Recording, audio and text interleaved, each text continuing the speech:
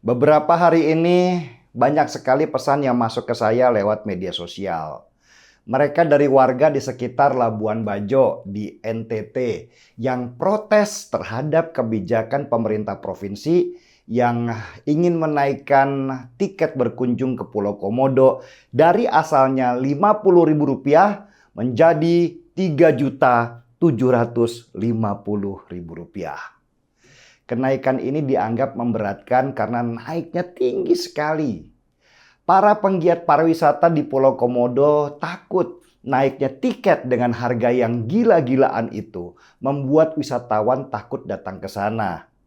Dan kalau wisatawan kurang, maka pendapatan mereka dari sektor pariwisata juga akan hilang. Di satu sisi pemerintah bilangnya mau menggalakkan pariwisata. Tapi di sisi lain malah harga tiket dimahalkan sehingga wisatawan takut datang ke sana. Para pelaku wisata di sekitar Pulau Komodo malah rencananya akan demo supaya pemerintah provinsi kembali menurunkan harga tiket supaya usaha mereka di bidang pariwisata kembali jalan. Saya sebenarnya bingung mau menanggapi ini karena belum pernah ke Labuan Bajo, apalagi ke Pulau Komodo. Lihat Komodo secara langsung aja belum pernah, kecuali lewat Google. Dan buat saya itu udah cukup, karena mau lihat langsung atau lewat foto, bentuk binatangnya itu juga sama aja, gak berubah. Tapi coba ya, saya berikan sedikit pandangan. Kasus di Pulau Komodo ini mirip dengan yang terjadi di Magelang. Waktu tiket untuk naik ke Candi Borobudur mau dimahalkan. Saya sudah beri pandangan waktu harga tiket Borobudur naik dan mau dimahalkan. Dan saya termasuk orang yang setuju. Bukannya apa-apa. Candi Borobudur adalah magnet buat turis untuk datang ke Magelang. Magelang tanpa Candi Borobudur, Candi Prambanan, bisa jadi akan jadi daerah yang biasa-biasa aja. Bukan daerah tujuan wisata. Kenapa? Saya termasuk yang setuju tiket untuk naik ke Candi Borobudur itu dimahalkan. Gini saya kasih penjelasan. Borobudur adalah candi yang merupakan kekayaan bangsa Indonesia.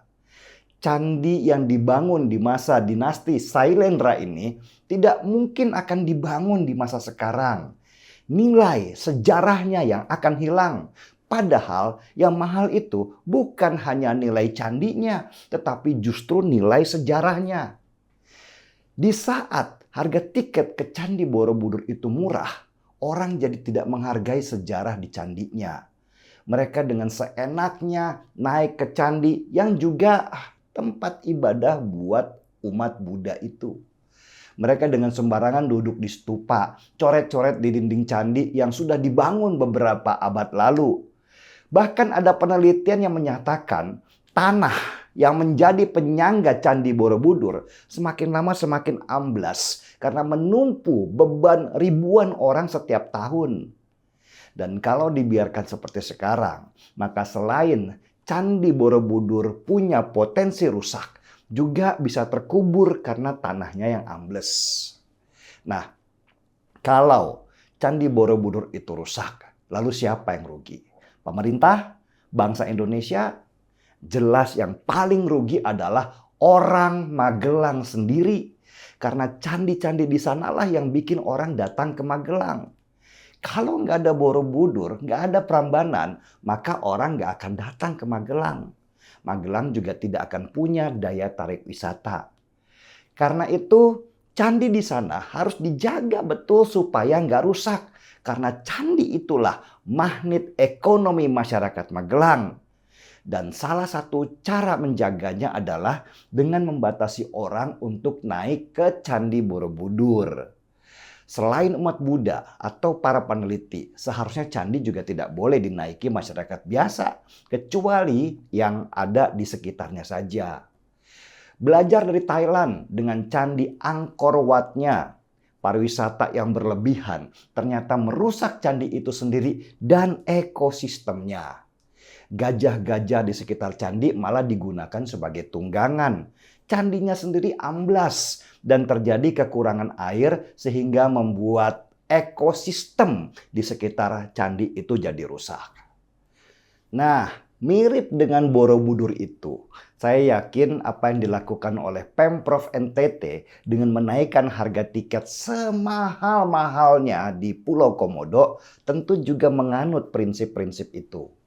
Komodo adalah binatang langka dan hanya ada di sekitar sana. Kalau nggak dijaga, maka bisa jadi komodonya punah. Dan kalau komodo punah, maka masyarakat di Pulau Komodo juga akan kehilangan pendapatan utama mereka dalam pariwisata. Kalau saya lihat foto-foto turis di Pulau Komodo, saya sendiri jadi miris. Dengan entengnya para turis itu berfoto bersama dengan komodo, bahkan memegang komodonya. Ini jelas akan mengganggu habitat komodo. Dan saya setuju harga tiket ke Pulau Komodo dinaikkan setinggi-tingginya. Karena Pulau Komodo itu bukan kebun binatang. Itu wilayah konservasi dan binatang seperti komodo itu wajib dijaga dari kepunahan. Cuma ya itu, pemerintah kita itu kadang nggak punya solusi lain selain menaikkan harga tiket. Mendadak lagi, sehingga masyarakat yang selama ini tergantung dari pariwisata ke Pulau Komodo jadi terganggu ekonominya. Seharusnya kenaikan itu bertahaplah dan dilakukan secara terencana. Sebelum ada kenaikan, siapkan dulu alternatif pengganti ekonomi dari masyarakat sekitar yang terdampak. Misalnya snorkeling atau kegiatan laut lainnya. Terus untuk lihat komodo misalnya, nggak perlu dari dekat.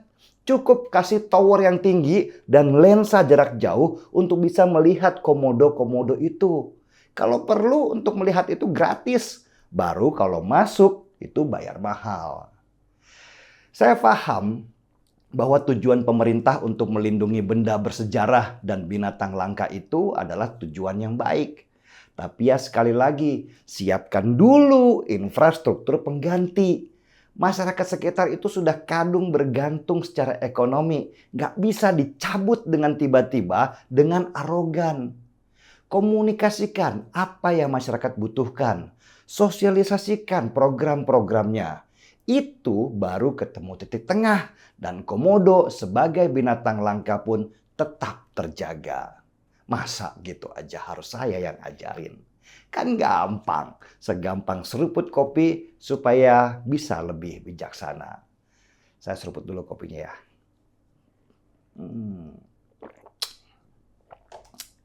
Markina, mari kita belajar bijaksana. Saya Denny Siregar, kita di acara Timeline.